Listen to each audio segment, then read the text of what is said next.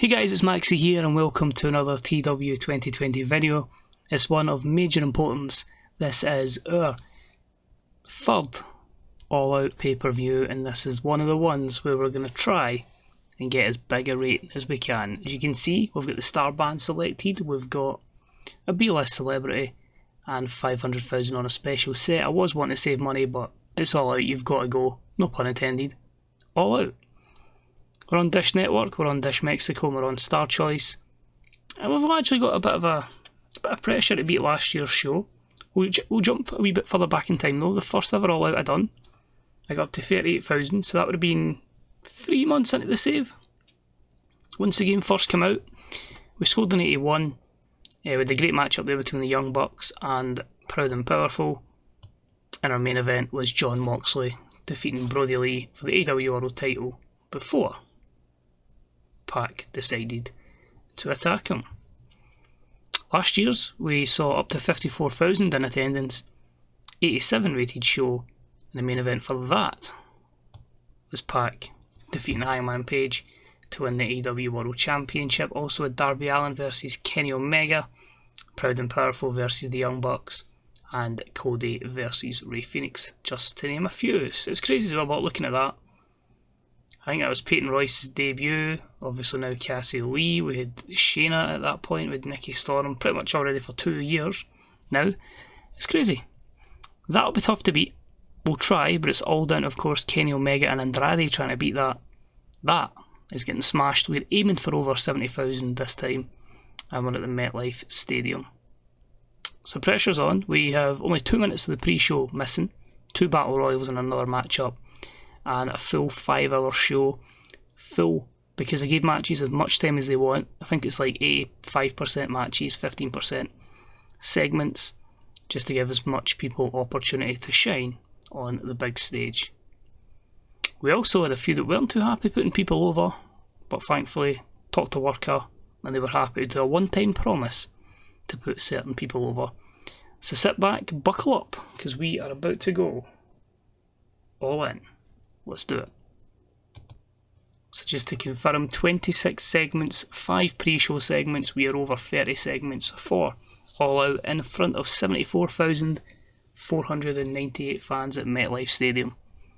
We started off with a Casino Battle Royale for our women's division.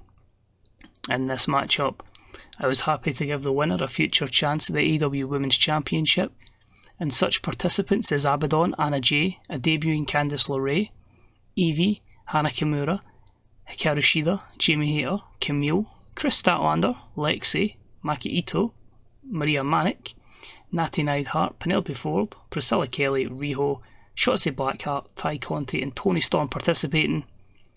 The match itself 56, and it's Toni Storm that picks up the win in 12:05. She eliminated Lexi to win, with Evie and Priscilla Kelly the final other 4 competitors. Candice LeRae debuts the Girl Next Door gimmick. It got an initial rating of adequate. 2 of the women off their game, but overall a steady opener to the pre-show. After the matchup, we hear from Toni Storm. She delivers a very passionate promo, just saying it's good to get the victory here.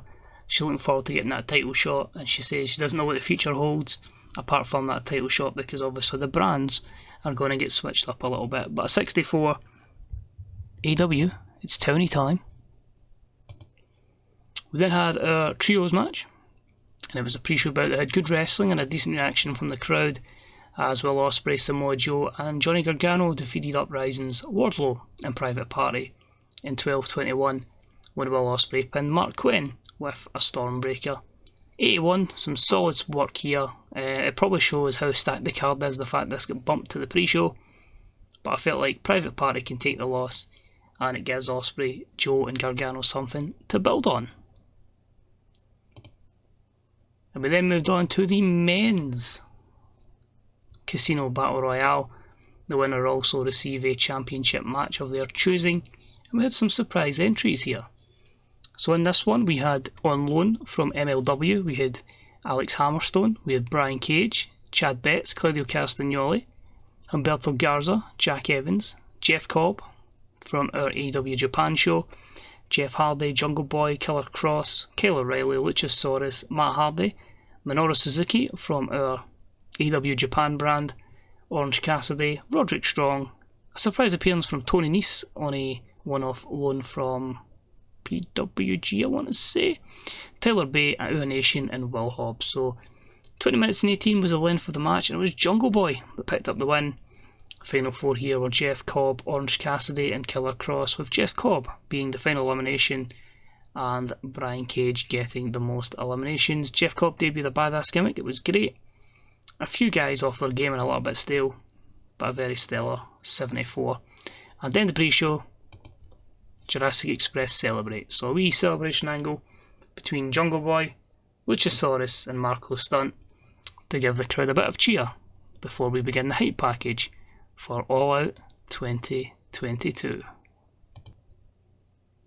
So we start off the pay-per-view with the hype video you get at any pay-per-view. We hear from what Kenny Omega, Andrade, Idolo, Cody Rhodes and CM Punk have got to say on tonight's show. You notice it says the segment deserves better colour commentary? Because there isn't a colour commentator, even though this wouldn't be commentated over, but it is what it is.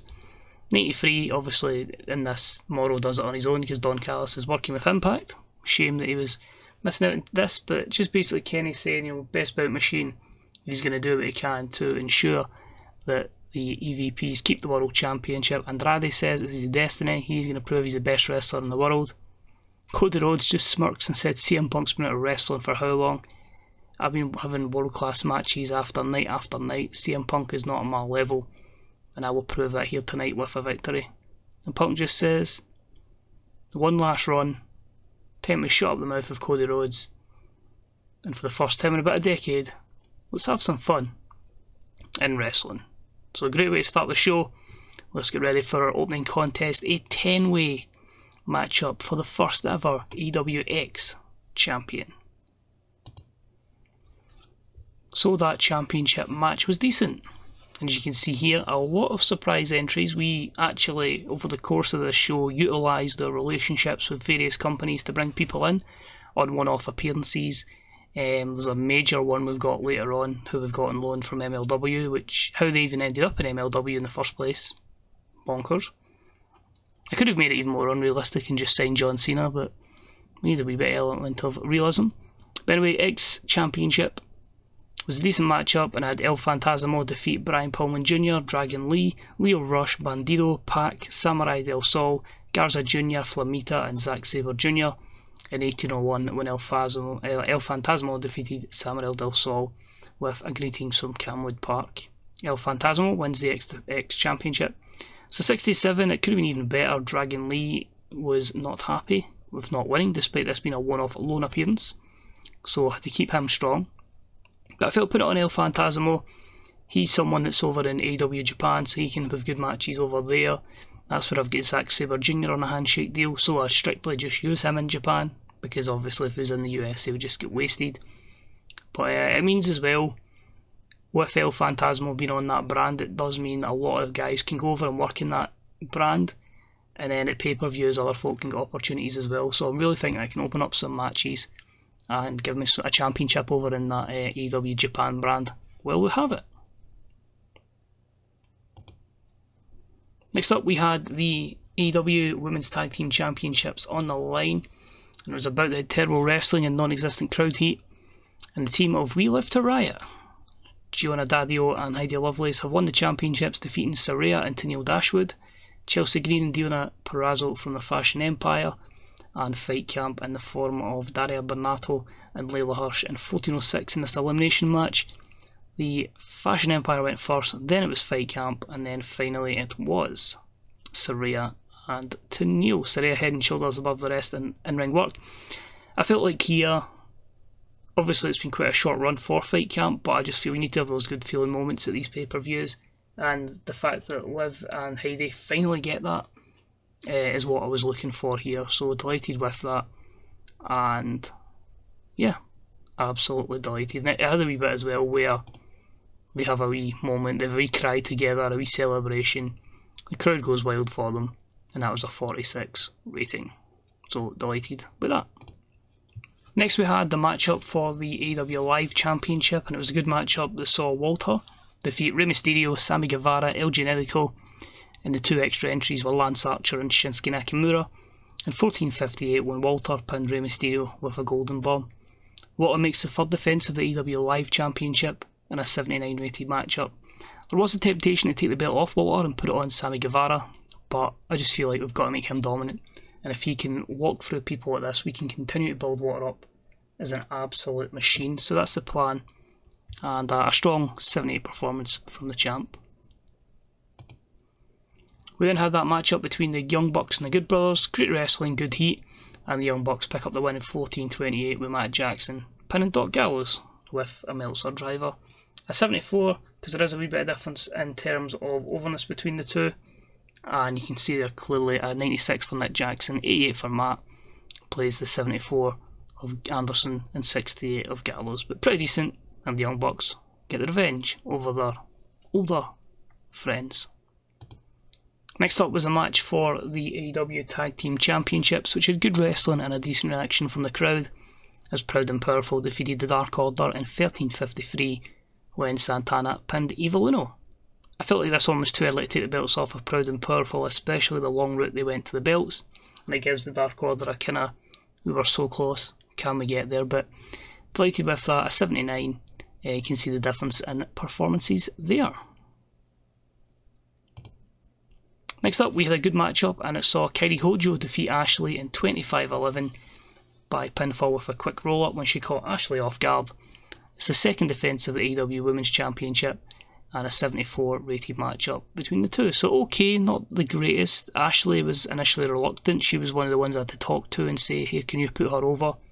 She was happy to do so, and it means that one half of the power couple is not walking away with championship gold. Very interesting. And after the matchup, Ashley just beats the crap out of her. Because it's similar to WWE booking, Charlotte's got to always reign supreme, but a 70 there, and that keeps a bit of heel heat with Ashley in this instance.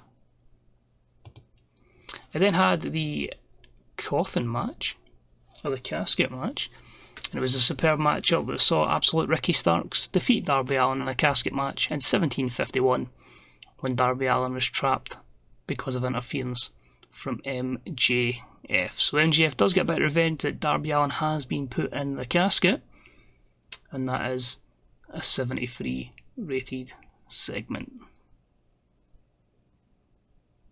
Now this is where things get very interesting. Also, by the way, that was a bit poor because we had to keep Darby Allin strong. Bit annoyed at that because I thought he could make Ricky Starks, but we tried to speak to him, we wouldn't do it. So picture this. Darby's in the coffin and the lights go out. The lights come back on, and then Darby's trying to fight back against Ricky Starks, and then MJF low blows him because obviously MJF's minimal physical contact, broken neck. The lights go out again, and this time the coffin door is shut. Rising out of that coffin door, on loan from MLW, the man formerly known as The Undertaker, Mark Calloway, now known as Taker, comes in, he sits up, and Ricky Starks just absolutely bricks it. Catches Starks, tombstones him, and that chases away Absolute Ricky Starks and MJF. So, Taker came across well, Ricky Starks was good. At the moment it's the only appearance he's going to have. I just saw him as available to get on loan, and I felt like it was too good an opportunity to turn down. But as I say, I want to keep it like remotely realistic. Like, Taker's never going to appear in AEW, John Cena's never going to do it. I know we've said that with others, but they two are the most believable that won't ever step foot in AEW. Cena's a free agent, so I could pop him up at any point. I might actually. Should we? Free agent? I just thought there, obviously we couldn't get hold of Sting in this one, so Taker's a good idea to a wee moment with Darby Allin, and they have a handshake or a fist bump as a mark of respect as we end that segment with a 71. Moving on from that to TLC. It was about to have great heat and good wrestling as we had Rey Fenix defeat Pentagon Jr. in 14:40 in the TLC match when Rey Fenix It says retrieve the item. I just wanted to have a pinfall victory, but that's the way it wants it. So Phoenix picks up the win in an 82 rated match. We'll just pretend it was pinfall. The reason that's 82, Wild Brawl, time capped as well, 82. You know, if you need to be 20 minutes if you want over an 82 rate. We then moved on from a TLC match to a ladder match. And it was a decent matchup that saw Baylee defeat Mercedes Varnado in a ladder match in 14-17 when Baylee retrieved the item. So she obviously becomes a number 1 contender for the Women's Championship. This gives me options, although it's going to be a bit tricky to book because we've now a babyface champion. Toni Storm's got a chance as a babyface, and Baylee's got a guaranteed shot as a babyface as well. So that could be a pretty decent triple threat match if you ask me, but we'll see how we book it. I don't know how I'm going to go about it, but I'm hoping to give both of them opportunities. A 72, Baylee off her game, great chemistry between them. I think we could push them in 80 at one point, I really, really do. But that'll probably be the end of their feud just now, and we'll branch them off into different ways. Then had the hype package for CM Punk versus Cody Rhodes. Yes, you're getting it already. A 75 rated hype package for this one. As I say, a lot going into this. The Cody Rhodes bumping into CM Punk, Punk taking an exception, costing them against Kenny Omega, and then the constant back and forth of the last couple of weeks. And their matchup was only a 73. Now I think there's a few reasons for this, but it was a superb matchup. Punk gets the win over Cody Rhodes in 22-27. We go to sleep.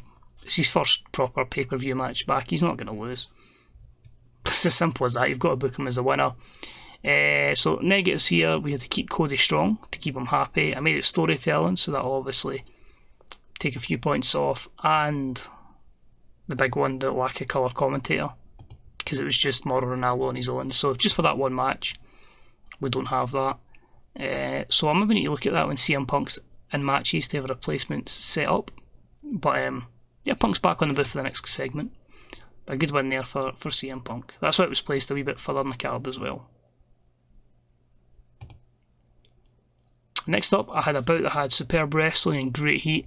Tommy End defeats Chris Jericho in 22-25 by stoppage when Chris Jericho couldn't continue because he was knocked out by one of the kicks from Tommy End. Delighted with that. 86 has surpassed expectations. A 95 from Chris, a 76 from Tommy End. Because Tommy's not really over, Jericho was reluctant, but he was one where it was a talk to worker, and he was more than happy to put Tommy End over, so delighted with that.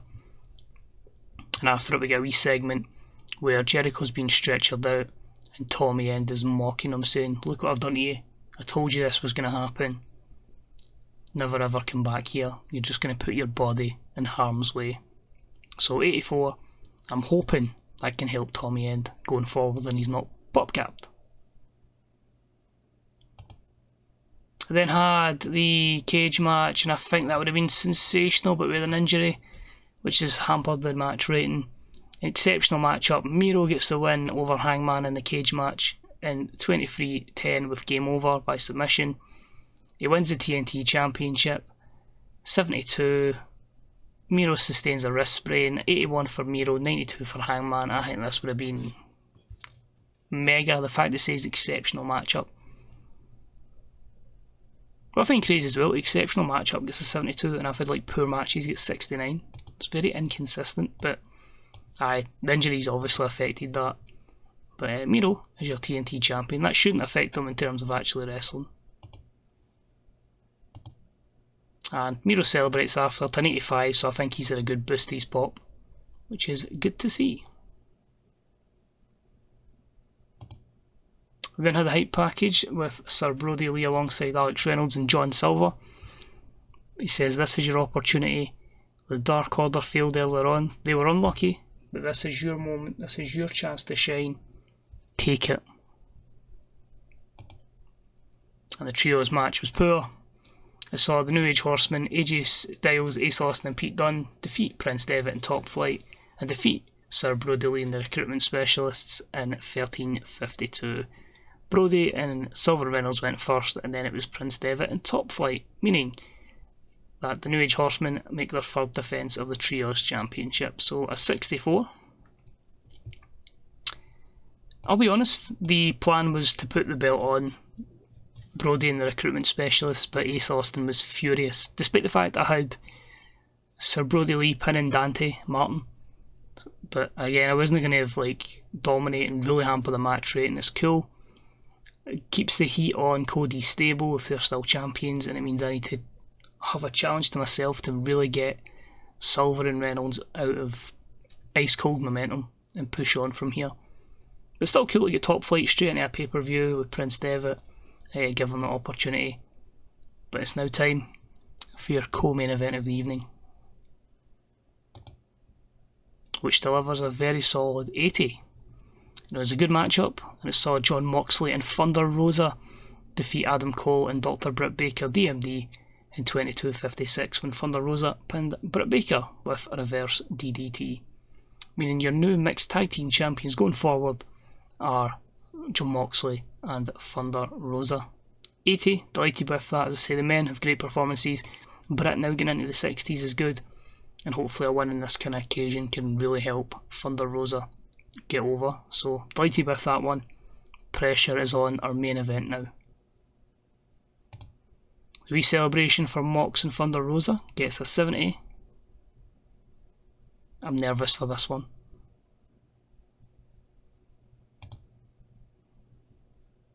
And it has delivered, to be fair.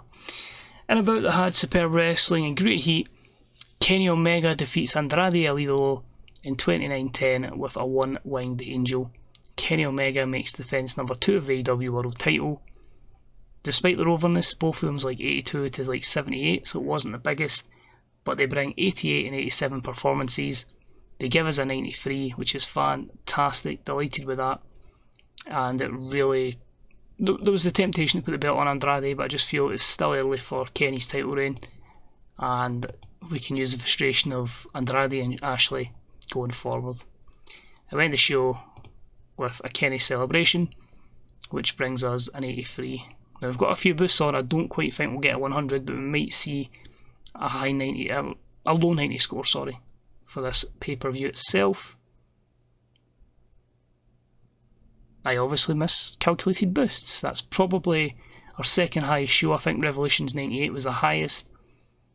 God, I wish I put a few more boosts on. That might have given us a 100, but delighted with that 97. That's what an All Out should be. That's what your WrestleMania equivalent should be. Great segment there. A lot of good mid-card stuff. Some good upper mid-card stuff. That would have been perfect without the injury. We're starting to see our women get over with these mixed tag matches. As I say, they're not quite the highest level. Baylee and Mercedes are. I thought Kyrie and Ashley done okay as well. Quite cool to get an Undertaker moment as well. So a 97, increase our pop in 24 regions. Hopefully it's a financial success and we can start to look at adding stuff to our network. So we'll cut through it to the main screen. As I say, by the time we get the next episode, I'm going to be doing a wee bit of a draft, moving a few people about, just really to freshen things up. So All Out had just under 75,000. Wait, anything else there? Miro's injured. A few days to heal and he won't miss any dates, that's fine. There we go, we get Suzuki the day before he retired, so that was good. And Sheila Melissa has retired as well. But here, so Killer Kelly's contract's up. We'll see him might actually just let her go. Suzuki's retired. Dish Network has 2 more episodes remaining. I'll decide what I'm going to do with that when we get to 1 episode remaining. And that's the deals up for Dragon Lee, Flamita, Tony Nese, Alex Hammerstone, Leo Rush, and Taker. Nick Jackson says Wardlow needs to learn to sell.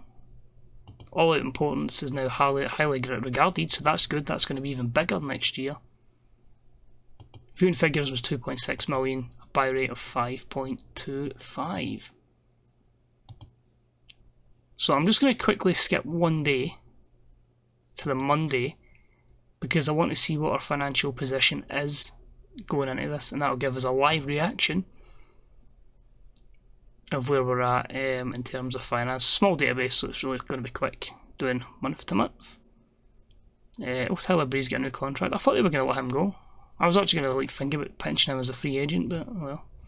Yeah, Helico's back 100%. We have Joe Janela extending his deal. And Player Evil new contract, that's fine. Right, so we got here. That's fine, that show they can expire. That's me, try to get them down, get TNT deal, and get it onto the network. So, we only made 3 million. However, our ticket sales were just a little bit up, because I think we were only adding 20,000, and obviously the show in Japan is going to be a case of we're not going to make much money off it. Our tax was down, our miscellaneous was about the same. So really, in theory, the only additional costs was a wee bit for workers, which is fair enough, but we loaned a lot of people in. Production, because we've got 2 more shows to get the pop in Japan, again, which is understandable. And show costs, because we had all the boosts there. So if we didn't have the boosts, we might have made probably about 6 million profit, but that's fine. The main thing was to have a really successful pay-per-view, and I think we've done that. And sponsorship was up by like 400,000, which is good to see as well. So overall, happy with that. The other things we're just going to quickly look at. I'm not going to go through every worker's pop and all that. We'll just go through the main ones. The size, comfortable in America, Canada, Mexico, UK is like 4 over. Japan, we just need to get Hokkaido up 1 and Shikoku up now another 25, but it's progressing. You'll see here, if we jump to Japan, 46 to 52, so that's already that show really starting to help it pick up quite quickly. And then obviously Europe, Oceania, we'll probably never get them. India might come eventually, but Oceania and Europe's a long way away. So we're going to finish it just looking at our company awards, which is just going to be our top 100. So All Out was our joint second best show. It was rated below Revolution but ahead of New Japan Global Wars. The matchup between Kenny and Andrade was our 7th best matchup. As you can see, Kenny's in at number 1, 2, 3, 6 and 7, with the Lucha Bros taking 3, 4 and 5. Attendance wise, All Out was our 2nd biggest show behind Double or Nothing. By rate, it was our 5th best bought pay-per-view, and obviously we don't have TV ratings, so I'm intrigued to know then, if we just go to events and TV, so All Out is now highly regarded,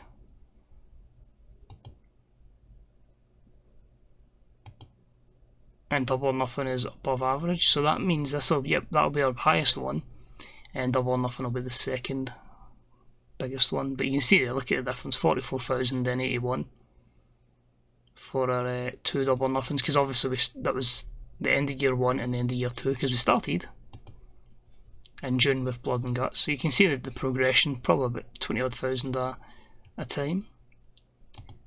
But that's it, we have concluded All Out. We'll get some drafts done and then we'll get through on the road for another season. That's the season finale done. We are now on the road to Fyter Fest and then the double header in October of Knighthood and Bank On. I might just keep Bank On it or Money in the Bank type concept. So cheers for watching. I hope you enjoyed it. Let me know what you thought of the show. If you enjoyed it, a wee thumbs up's appreciated. And until next time, take it easy and I'll see you soon. Bye bye.